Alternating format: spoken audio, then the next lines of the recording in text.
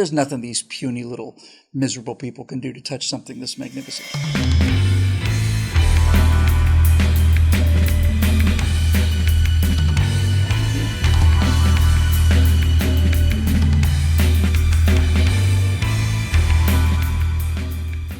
Well, hi, everybody. Welcome to the Virtue Signal. I'm Bill Whittle with my friend Alfonso Rachel, and it's kind of a special edition of the Virtue Signal. It's why I'm all gussied up with my red, white, and blue. I went to a U.S. citizen naturalization ceremony today. I'd never been to one. I'd seen a bunch of them on camera before.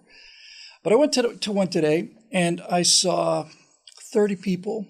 I mean, to say every color is to exaggerate the case, not at all. People in wheelchairs, old people, young people, all of them standing outside in the California sunshine, raising their hands and swearing to defend the Constitution of the United States and its laws. And the reason I was there was because I knew one of those people rather well. My wife became a U.S. citizen about an hour ago, something like that. So, Zoe, I thought maybe we'd talk about citizenship, specifically U.S. citizenship, but generally just the overall concept. I'll just give you my first impressions.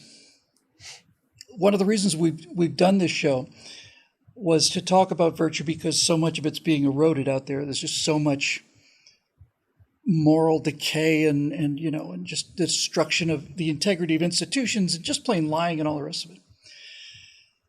But when I was sitting there half an hour or so before the ceremony, and I just looked at all these people waving their flags and stuff, and everybody was so happy and everybody was so nice to each other and so polite to each other.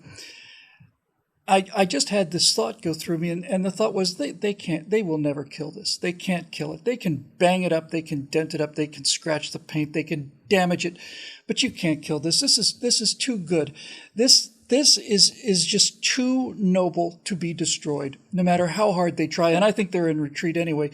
And I say that because, I mean, it's a cliche, but it needs to be said. This is the only country in the world that is an idea. It's not a territory. It's an idea. And I mean, Natasha and I talk about this before, but once we got finished hugging and got over the elation of it, the instant, I just said, honey, you now get to wear this as a cloak, not just when you're overseas, although if some bad guys decide to kidnap you, then we'll send aircraft carriers after them, We'll send aircraft carriers and we'll get you back. But just domestically, just every day, you can say whatever you want to. Now, they can censor you on Facebook, but they can't make you shut up. You say whatever you want to. Believe whatever you want to.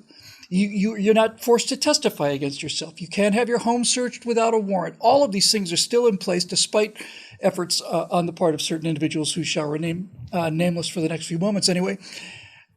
And I was just so struck by the magnitude of it and the majesty of it. And I realized we did a show last week called Is Nothing Sacred? Well, this is sacred to me, and it's sacred to a lot of people. And it is so sacred and so transformative that I believe it's immune to being poisoned by the left. Because, as I said to Natasha, and as I kind of guess was overheard kind of intentionally by a number of people standing there, the second they said, "So help me God," put their hands down. They're as American as anybody. They're as American as I am, as American as you are. They're as American as people who've been here for 11 generations or whatever on the Mayflower. That doesn't exist anywhere else in the world. And that's the magic of this country. I watched 30 people from all these different nationalities and races and languages and all the rest of it.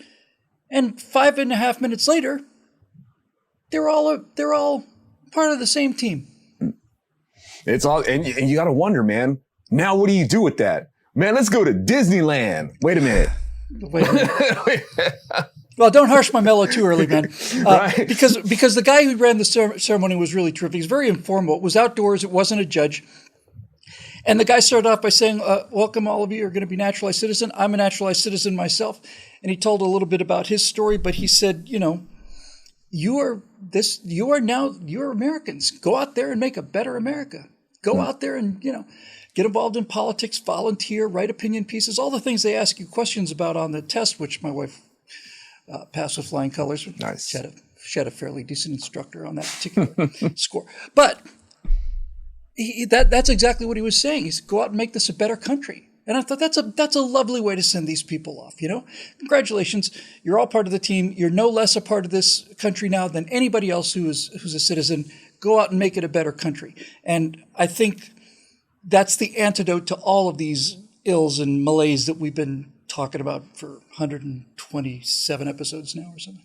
Indeed, man. And what better way to make it a better country than to respect it for what it was founded as? It's like you don't even have to come in and make it a better country. Just make sure you don't try to change it into something else. This is what America is, right? And just like you said, once they said, "So help me God," and put their hand down, that right there, that's what makes this country unique in the world, is that it's a country built on acknowledging people's God-given rights. And when you understand, that's right. Yes. And when you understand that, you have to respect the balance of, because as the word says, because a lot of people, they like to go straight to well, doesn't the word say love your neighbor as it does yourself? It's like, yeah, but you left out the other part. Love the Lord your God with all your heart, mind, and strength, and then love your neighbor as you would yourself, because that way you recognize the balance of liberty. Because we get out there thinking it, because you got a lot of people in the classrooms right now in the indoctrination camps are being told that you got to believe in yourself and you get out there and make a better country according to what, right? And now you got a lot of people out there, just like you said, trying to bang this place up, but they really think that they're making America, they're building it back better, right? I don't think they believe that. I don't. I think that the people, that the progressives aren't for a minute interested in saying we're going to make America better. They're saying we're going to make America different. We're going to make it ours. We're going to make it, for the first time ever, we'll be able to be proud of it because we'll be, we'll all be good socialists and everybody will be starving equally. But obviously I'm still just bouncing off the walls off of this, but the power Yes. of the moment, just the ideal of it, just the entire concept, it just filled the entire place. Everybody there was smiling. Everybody there was congratulating everybody else in whatever language they happen to be speaking. That virtually all of them were English. You have to pass an English reading and writing test to become a U.S. citizen. But people, one of the things I wanted to talk about was this idea among progressives that who are we to say that U.S. citizens should be the only ones allowed to vote? Why can't other people come to this country and vote? In fact, why is there a border at all? How dare you keep other people out of this country? If this is a country of immigrants, you came here somehow, or your family did. Who are you to say that no one else is allowed in? And the reason I bring this up is because this just needs to be said until people really get reflexively able to answer this criticism. Nobody I've ever met on the conservative side is against immigration. What they're against is illegal immigration. 250,000 people walked across the border last month. My wife and I spent 5 years for this day, 5 years, with immigration attorneys and a lot of studying and a lot. There's you make the application, you have to go for your first interview to get the provisional green card. They're pretty alert to the fact that a number of people just want to sneak into the country. So you've got to defend your marriage and your relationship and all this other stuff. And then this guy says, "I've decided to grant your application." I thought, you decided? What if you had a bad day? But my point is, I'm looking at all these people here and I realized that when they swore to uphold, the actual oath says to uphold the Constitution and laws of the United States, so help me God.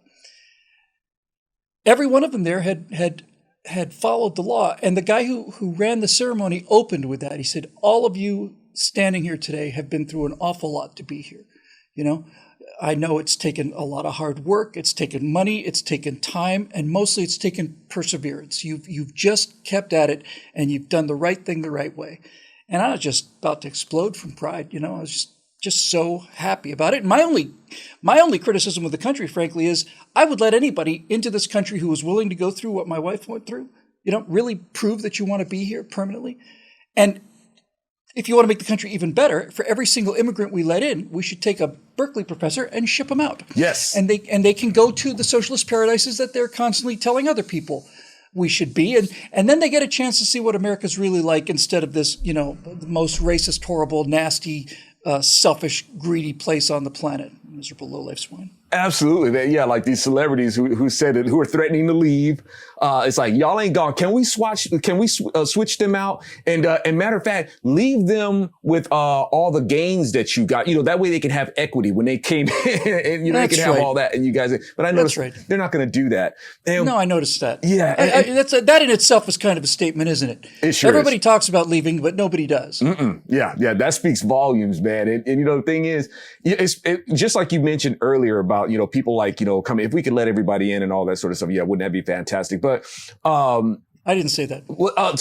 Yeah. Forgive me. But the left says that. Yeah. Thank you. There was, cause I'm talking about when they use things about like coming in where, we build these walls. We're not supposed to have walls. And it cracks me up when they try to use scripture to justify it. Well, Jesus didn't build walls. He built bridges. I'm like, Bible doesn't say that at all. But if it makes you feel any better, even in that book Leviticus that, the godless really hate so much, even in Leviticus, it says, welcome the foreigner, love them as your native born. If the foreigner comes in, love them as your native born. But in order for them to be loved as the native born, they still have to adopt the laws of the native born. Yes, that's right. You see what I'm saying? They still got to assimilate. And even Jesus himself says, look, if you try to ease up into my hood, outside of my protocols, you try to climb over the gate or anything like that, except through coming through me, I'm going to call you a criminal and I'm going to have issues with you. Right. So where is it in the Bible that says that it's okay to just come into somebody's territory and just go ahead and set up shop however you want to, unannounced, undocumented? Even the Lord says, look, if you're going to be in my kingdom, you got to be documented, baby. You got to be written in my book. If you try to come in here any other way, well, here come my angels as ICE agents like you've never seen before. And they'll toss you. Yeah, I noticed that there is a gate to heaven, isn't there? It's not just an open pasture where anybody can walk in, because if they could, it wouldn't be heaven anymore. Right. It wouldn't be a reward anymore, right? Yeah. The entire idea of heaven is that no one is denied heaven, but you have to do what's necessary to get into heaven. Yes. And that's what I see here. And for people who say, oh, well, that's just, it's just we just want to keep this country white and Protestant and all this stuff. Look, one of the things that you say in this oath is, I abjure any fealty to any foreign prince, potentate. The language is very archaic. And I thought, my wife is very proud of being Russian and proud of Russia, and that's what I love about her. And I don't have a Russian wife anymore. Now I have an American wife who's from Russia. But the entire reason why America works so well is the flip side of that coin is that all of you are now absolutely brand new Americans, as American as anybody else. The kind of the unseen side of that is, and bring your stuff with you. Bring it with you. We're not saying you have to cut yourself off from your heritage. We're not saying, well, if you come from Mexico, no more Mexican food for you. No, bring it. The melting pot makes the country richer and richer and stronger culturally. Yes. And I mean this in the most sincere way. It's impossible to imagine America without Black influence on any number of things, just as one example, right? And Italian influence and all the big waves, the Irish waves, all of it. So yes, bring it. And by bringing it, you will change it somewhat, because what you're bringing is going into a large pre-existing pot, which is the traditions of the country. This pot that you're about to bring your foreign spices into, and which we're inviting you to do, is not going to change flavor overnight because it is so seasoned already, right? You by all means bring your Russian heritage, your Russian food, or your Mexican food, or whatever. Bring it and put it in the pot.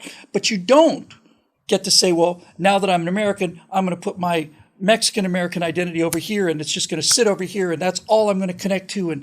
And Chinese Americans are just going to just connect to Chinese American. It doesn't work that way. Indeed, man. And it's like, because we're supposed to be, just like you said, we're supposed to be a melting pot, man. It's a soup, if you will, if you want to call it that. But we're not supposed to be a fruit salad. And that's you have all these ingredients kind of like, staying to themselves. And it's in terms of like, even whatever your culture is, whatever your philosophies are, that's fine. If it's a person's culture, though, that makes it okay to intrude on other people's rights, well, that's something else. And this is not the place for This is not the place for that. Exactly. So all those things that enrich us or enlighten us and edify, these different flavors to try and all that sort of stuff. Of course we welcome that. And as I've long said, this is America, man. We're not better than anybody else. We are everybody else, right? That's right. We're the melting pot. And and that comes down to, this law. Just like, when they come in, they got to understand something about, the law. And that's the thing and that's so expressed in the word itself, that fundamental that this country was founded on, that we recognize about each other. Because heaven is a place where it's not just knowing what the law is, it's who the law is. That's the criteria. That's the criteria to get into heaven. It's not about following religions or doing these things or whatever these merits that you have to. It's not about that, because anybody can do good deeds. But it's a point of, do you recognize who the law is? I'm the law. Now, if you don't want to have anything to do with me, I can understand that. That's your prerogative. I'm not going to There's another piece of real estate with your name on it. Thank you. Yes, I'm not going to make you live here. And that's because you've passed a judgment against me, not necessarily because I passed a judgment against you. So I'm not going to make you live here. But if you don't want to know who the law is, why want to come here? So it's the same. It's the same principle that's founded on what America is. You got to know the law, right? And that's why you need a border. Yes. Right? Because a border is a membrane, and when it's functioning the way it should function, which is pretty much nothing like the way it is now, is that membrane it's not like the membrane doesn't allow things to pass through. It only allows certain things to pass through. Yes. If you have secure borders on your country and you have a policy of immigration, then what that means is the people who really want to be here, the people who are ready to work to be here, the people who are going to obey the law from the moment they get here. If you come into this country illegally, you start out as an American by being a criminal, by breaking the law. Right. And if you're running from lawlessness or economic lack of rules and standards, and the first thing you do to come here is to break the laws of the place you're trying to get into. What I'm saying is this: I firmly believe in my heart that anybody, as Ronald Reagan said, which makes it true, there are untold millions of Americans that happen to be born overseas, right? For whatever reason. And he talked about America as a guiding light for all of those millions who are hurtling through the darkness towards home. Wow.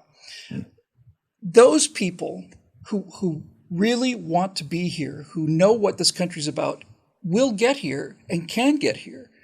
And it's a slap in the face of people like my wife and everybody else who went to enormous trouble, passed a test, by the way, got 100 out of 100. They only ask you 10 questions and you only need to get 6 right. So if you get the first 6 right, as you did, that's it. But she could have gotten all 100 of them. In other words, in order to get through that membrane, if you had a secure border, you would have to show that you know at least as much as the locals. And I have no doubt whatsoever that anybody who passes that citizenship test knows more about how America works than 70% of the American population. And all of this to say that's what that border is there for. The left thinks the border is there to keep people out.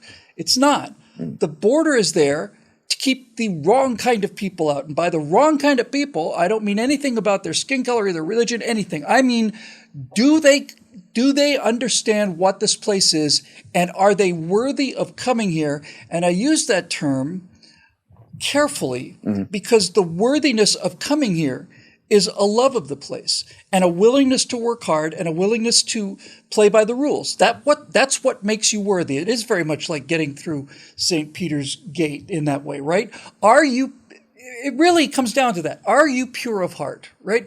We're not cared about how smart you are or how good looking you are, what color you are. None of that matters. Are you pure of heart? Is that the criteria? And if it is, then you will be able to come in here legally. It's not going to be easy, but nothing that's worth having is easy. Indeed, man. I mean, even when you have like on a domestic level, when you got people talking about, we're going to fundamentally transform America, which doesn't really make any sense when you have these people out there also campaigning saying we love America. Oh, we love America. We love America. We're patriotic. No, that's the lie they tell so they can get into power to screw things up. Well, whatever they try to define as love, it's like whatever you think is love. I'm not sure that's what that. You keep using that word. I'm not sure you know what it is. You know what I'm saying? So it's like what was that from The Princess Bride? You keep using that word, right? But but they go along with that. It's like, well, if you love it, why are you fundamentally trying to change it? It doesn't make any sense. Exactly. Right. So now if it's when people want to come here, it's like, okay, this country that you love, help us keep what it is that you loved about it. And that the liberty, the freedom, and the guardianship of liberty. And let's not pervert those things. I mean, and unfortunately, it's just like Lincoln said, look, man, if this country is going to be destroyed, it's going to be destroyed from the inside. And we see a lot of people out there who just don't have this sense of patriotism, or they're in love with their own idea of patriotism, whatever they think America should be. And that's their fantasy that they're in love with. And they have to destroy it, of course, in order to make that happen. And that process is a complicated, painful process that they're dragging us into. And I'm sorry for people who are coming in this day and age, becoming Americans. And this is what, a lot of Americans are doing with it. That's how I felt too before this morning. Yeah. Now I feel like, they can't. There's nothing these puny little miserable people can do to touch something this magnificent. But I guess just to close your point about changing something you claim to love is spot on accurate. It's a logical fallacy. I love my country, therefore I want to fundamentally change it. Yeah. It just doesn't make any sense. And when you confront a leftist with this, one of the things I've done occasionally is when you hear somebody spouting all this anti-Americanism, you say, why do you hate this country? I don't hate this country, I just love this country. Look, if you ask me about my wife, right, and I said, yeah, she's a kind of a philanderer and she lies a lot and, and she's lazy and she doesn't, she does a lot of drugs and slaps people and kicks animals. And, if I said that and you said to me, how come you hate your wife? And I said, how dare you question my love for my wife? You know what I mean? Yeah. It's like you cannot talk about something that you love strictly in negative terms. You can absolutely criticize it, and you're kind of required to. That's what tough love is. I'm not talking about that. But this relentless hatred, this idea that this is the worst country in the world for whatever reason, which is widespread among young Americans now, widespread, is inculcated in them, and the only reason they believe it is because they've never been anywhere else and they've never read about anywhere else either. Indeed, man. And the justifications that they'll use, like you mentioned earlier, about other people being immigrants and whatnot. And there's a protocol to this immigration, and there's borders that we're supposed to maintain. We've mentioned a long time ago. It's like, when people try to say that, we took the land from the Indians and stuff like that. Well, maybe they should have had borders. Maybe they should have had a border patrol. And it ain't like they weren't. And they were constantly at war with each other all the time anyway. So, yeah, all right. It's nothing different, right? They weren't a bunch of, by the way, because it came up, I think if I was an American Indian, I would be really disgusted with this left-wing idea that my ancestors were a bunch of, grass-eating hippies. You know what I mean? Yeah. These were warriors. And, yes. And they were deadly warriors, and they still are. And this idea that the Indians were like, some kind of idyllic sort of, commune or something. Yeah. We're going to just sit and look at the buffalo as the sun goes down. Yeah. Yeah, really? Every day? Yep. Yeah. Yeah, not true. Not true. No. But the things that they try to correlate to unfair immigration and things like that, and how they use, especially, where they use the black plight, when you have blacks that were brought over, sold by their own, right, and then made a new market and shipped all over the place, not just America, right, but no place else seems to be guilty about this, but this kind of immigration that happened, and when brought over by force and against their will, as opposed to people who are trying to immigrate willfully, but outside of our laws. But they try to make them the equivalent. And it's like, it's not the same thing. It's not the same thing at all. And they'll use things like that to justify. And that's, warning people, be careful of how they will, you got Democrats who love to lean on stuff like this. And all these things about immigration that people are so upset with is what Democrats themselves have done. But they lean on stuff like this to justify it. And when you have, they want to make this comparison like, well, they're going to subject the Hispanics to Jim Crow laws, and not allow them to do this and allow them to do that. It's like, man, that's not even close to the same thing. It's not the same boat. It's not even the same ocean. And it cracks me up on the so-called moral equivalence that they try to use, using the black plight to justify, their ideas of how immigration should be done. Yeah. And obviously there's one of the things that you just hear constantly to stir up that continual rage and anger and division is, well, you can talk about America being a nation of immigrants, but my ancestors were brought here against their will. And that is 100% true. Absolutely true. That's true 7 or 8 generations ago. But you're born here. Yeah. And you have the freedom to go if you want, You have the freedom to go. As a matter of fact, even if you're a poor American, you've got more affluence than most people do in the rest of the world. So if you want to go back to the land, and I'm not talking about just about Africa, if you want to go back to this land that your ancestors were taken from, or that you don't think you should have come here or whatever, you can leave at any time, and you don't. And that's telling me something. Absolutely. Anyway, that'll do it for this edition of The Virtue Signal, made possible by the members at BillWhittle.com. Thank you all for the good wishes that we've gotten throughout the past, always about everything. I have no doubt whatsoever that the comments on this one will be filled with the same kind of love and friendship and overall general decency, civility, and happiness that makes this place what it is, and makes Zoe and I so proud to be a part of it, and a part of the same team as you guys are on. So we'll see you next time right here on The Virtue Signal.